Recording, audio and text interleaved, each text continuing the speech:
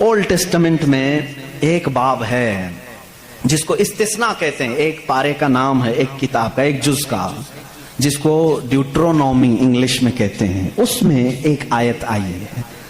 آیت ظاہر سی بات ہے اللہ کی ہے، آیت اللہ کی ہے اور موسیٰ علیہ السلام پر نازل ہو رہی ہے۔ اللہ تعالیٰ فرما رہا ہے، اے موسیٰ میں تمہارے بعد تمہارے بھائیوں میں، بھائیوں سے مراد نبیوں میں، ایک ایسا نبی بھیجوں گا جو تمہاری ہی طرح سے ہوگا، تمہاری ہی طرح سے ہوگا، لیکن میں اس کے منہ میں اپنی زبان رکھ دوں گا۔ اور دوسری آیت آتی ہے کہ وہ فاران کی چوٹیوں سے چمکے گا۔ یہ فاران کیا ہے؟ یہ فاران کی چوٹیاں کہتے ہیں مکہ مکرمہ میں جو اب پہاڑ ہے، جبل کعبہ جو خانہ کعبہ کے قریب، انہوں نے اس کو سب ختم کر دیا، آج وہاں پر بادشاہوں کے محلات بنے ہوئے ہیں۔ وہاں فاران کی چوٹیاں کہا جاتا تھا کہ وہ مکہ کا ایک پہاڑ ہے، اور مقدس کتاب اولڈ ٹیسٹمنٹ میں کہا جا رہا ہے کہ وہ چمکے گا کہاں سے؟ فاران کی چوٹیوں سے۔ اب میں اس کی طرف آتا ہوں۔ بیچارے عیسائی کہنے لگے کہ یہ جو بشارت آئی ہے موسیٰ علیہ السلام کو، اس سے مراد ہمارے نبی عیسیٰ علیہ السلام ہیں۔ یہ منہ میاں مٹھو بنتے ہیں۔ اس طور پر اللہ نے کیا فرمایا؟ اے موسیٰ میں تمہاری ہی طرح ایک رسول بھیجوں گا۔ تمہاری ہی طرح سے مراد کیا ہے؟ عیسیٰ علیہ السلام موسیٰ علیہ السلام کی طرح بالکل نہیں تھے، کیونکہ موسیٰ علیہ السلام کی ماں بھی تھے، باپ بھی تھے۔ عیسیٰ علیہ السلام کی صرف ماں ہے اور باپ نہیں ہے۔ اگر ماں اور باپ والا کوئی رسول ہے تو وہ محمد عربی صلی اللہ علیہ وسلم، میرے آقا کی ماں بھی ہیں، باپ بھی ہیں۔ موسیٰ علیہ السلام کی طرح عیسیٰ علیہ السلام نہیں ہو سکتے۔ یہ میں کرسچن سے کہہ رہا ہوں، عیسائیوں سے کہہ رہا ہوں، جو یہ کہتے ہیں کہ موسیٰ کی بشارت میں ہمارے نبی کا ذکر ہے۔ میں کہہ رہا ہوں نہیں، اس لیے کہ موسیٰ علیہ السلام کی شادی بھی ہوئی تھی، بچے بھی ہوئے تھے۔ عیسیٰ علیہ السلام کی شادی بھی نہیں ہوئی، بچے بھی نہیں ہوئے، وہ 33 سال کی عمر میں آسمانوں پر اٹھا لیے گئے۔ لیکن اگر موسیٰ علیہ السلام کی طرح شادی اور بچے والا کوئی رسول ہے، وہ محمد عربی صلی اللہ علیہ وسلم۔ شادی بھی کیا ہے آپ نے، بچے بھی فرمائے۔ اور دوسری آیت جو موسیٰ علیہ السلام سے یہ کہی گئی کہ وہ فاران کی چوٹیوں سے چمکے گا، میرے عزیزو اس کا مصداق کوئی دوسرا نبی ہو ہی نہیں سکتا۔ میں آپ کو تاریخ بتاؤں، فاران کہاں ہے؟ مکہ میں ہے۔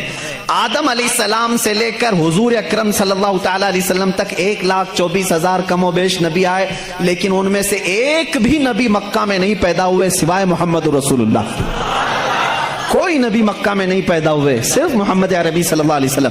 میرے آقا صلی اللہ علیہ وسلم 40 سال تک مکہ مکرمہ میں خاموش رہے، اپنے اخلاق و کردار کو اظہار کرتے ہوئے، لیکن 40 سال کی عمر کے بعد جب اللہ کی وحی آئی، قرآن کی آیتیں آئی، تو سب سے پہلے میرے آقا صلی اللہ علیہ وسلم نے پورے مکہ والوں کو ایک دعوت دے کر جمع کیا تھا۔ کہاں جمع کیا؟ یہی فاران کی چوٹیوں میں۔ یہ پہلا مجمع ہے، پہلا جلسہ ہے میرے آقا کا۔ اسی جلسے میں میرے آقا نے سب سے پہلی مرتبہ یہ اعلان کیا، اے مکہ والو میں محمد اللہ کا آخری رسول ہوں۔ حضور اکرم صلی اللہ تعالی علیہ وسلم کا یہ فرمان عالی شان ہی، جس کو موسیٰ علیہ السلام کی تورات میں کہا گیا کہ وہ فاران کی چوٹیوں سے چمکے گا، الحمدللہ وہ رسول فاران کی چوٹیوں سے جو چمکا وہ آج تک چمک رہا ہے۔ چمک تجھ سے پاتے ہیں سب پانے والے، میرا دل بھی چمکا دے چمکانے والے، برستا نہیں دیکھ کر ابر رحمت، بدوں پر بھی برسا دے برسانے والے۔ یا رسول اللہ میں مجرم ہوں آقا، مجھے ساتھ لے لو کہ رستے میں ہیں جا بجا تھانے والے، ہمارے تو روڈ پر ہی ہیں۔ بہرحال یا رسول اللہ ہم کو اپنے ساتھ لے لیں، جا بجا ہیں تھانے والے تو سمجھتے ہوں گے، اعلیٰ حضرت نے شعر میں ذکر فرمایا۔ بہرحال ایک اولڈ ٹیسٹمنٹ کی ایک ہی بات میں نے کہی، جیوز سے یہ پوچھیں جا کر کے کہ یہ ذکر آیا ہے موسیٰ کے بعد ایک نبی آنے والے، وہ کون سے نبی ہیں؟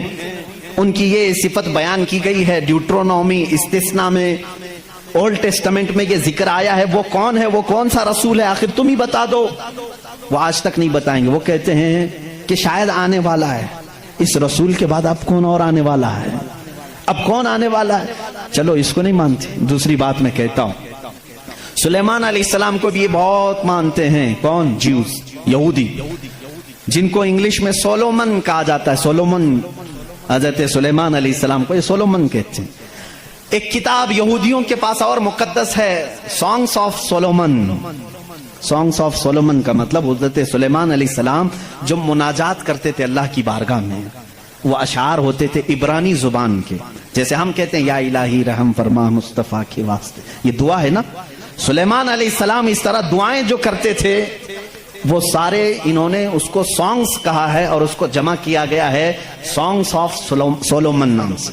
اس میں تو شک کی گنجائش ہی نہیں، شک کی گنجائش ہی نہیں، کیونکہ حیرت اس بات کی ہوگی وہ عبرانی زبان جس کو آج ہیبرو کہتے ہیں، اسرائیل میں آج بھی بولی جاتی ہے۔